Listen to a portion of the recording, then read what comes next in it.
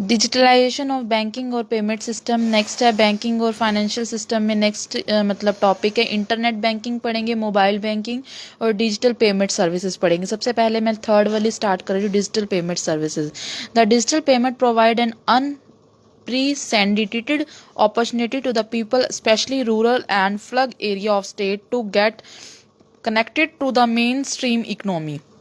Digital payment एक ऐसा method जिसके थ्रू उन एरिया वाले लोगों को जो रूरल एरिया में रहते हैं उनको अपॉर्चुनिटी प्रोवाइड की जाती है कि वो इकोनॉमिक के साथ कनेक्ट हो सके, मतलब अपने सेविंग को बैंक में दे सके, बैंक से क्या ले सके, मनी बोरो कर सके। It promise access to formal financial services and benefit from e commerce especially for those who continue to be excluded.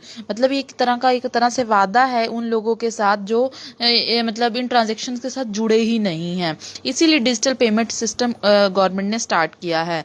जैसे मान लो हमारे पेरेंट्स हैं, उनके पेरेंट्स हैं, ग्रैंडफादर, उनको तो आता ही नहीं है डिजिटल करना क्योंकि उन्होंने कभी ऐसा डिजिटल मोड ही नहीं यूज़ किया। तो इसीलिए पीएम ने क्या किया है, पूरे कंट्री के अंदर ही डिजिटल ऑनलाइन ट्रांजेक्शन करनी। कितने सारे लोग हैं आज ऑफलाइन के बजाय ऑनलाइन कितने सारे लोग ट्रांजेक्शन्स कर रहे हैं। तो इसीलिए किया है ताकि वो लोग जो बिल्कुल एक्सक्लूड हैं, छूटे पड़े हैं उन कामों से, उनको बिल्कुल नहीं कुछ आता, उनको भी ऐसे बेनिफिट प्रोवाइड करना, उनको भी सर्विसेज के बारे में नॉलेज देना, इसीलिए ऐसा काम स्टार्ट किया गया है। Payment and settlement system in India are covered payment and settlement system act 2007 and regulated by RBI. जो पेमेंट एंड सेटलमेंट सिस्टम है वो इंडिया का कवर्ड करता है। पेमेंट एंड सेटलमेंट सिस्टम, ये जो पेमेंट और सेटलमेंट हो रही है ऑनलाइन, वो किसके अंदर आ रहा है, payment and settlement system act 2007 के अंदर आ रहा है, जो आरबीआई जिसको रेगुलेट करता है। There are many types of internet banking और ऑनलाइन बैंकिंग या कह लो, और डिजिटल पेमेंट्स। डिजिटल पेमेंट्स के बहुत टाइप होते हैं। ई वॉलेट हो गया, ई वॉलेट और mobile wallet is the digital version of our physical wallet. मतलब हमारा फिजिकल जो पर्स होता है हम अपनी जींस में रखते हैं, लेकिन यहाँ अपना पर्स में रखते हैं। तो बट ये जो हमारा ये जो ई वॉलेट है वो एक मोबाइल के अंदर क्या है, डिजिटल वर्जन है। वही है तो पैसे इसमें भी और उसमें भी। जैसे गूगल पे पर भी पैसे, हमारे बैंक में पैसे पड़े हैं, बट अगर पर्स में हो तो फिजिकल होंगे, बट गूगल पे क्या है, डिजिटल मोड में है, पैसे हैं नहीं बट हम यूज कर सकते हैं। We can keep our money in on an e wallet, e wallet में पैसे रख सकते हैं, and use it when needed, और जब उसको जरूरत हो तब यूज कर सकते हैं। वी हैव, बस क्या चाहिए, एक स्मार्टफोन चाहिए, एक इंटरनेट कनेक्शन चाहिए जिससे हम ई वॉलेट को यूज कर सकते हैं। सेकंड ऑनलाइन हमारा ट्रांजेक्शन है डिजिटल पेमेंट का फॉर्म क्या है, भारत क्यूआर।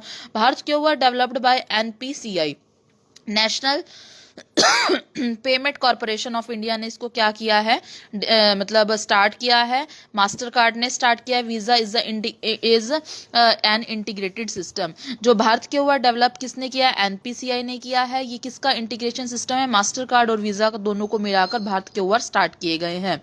ये सिस्टम कब लॉन्च किया गया था, 2016 में लॉन्च किया गया था, और फैसिलिटी देता है ट्रांसफर मनी की।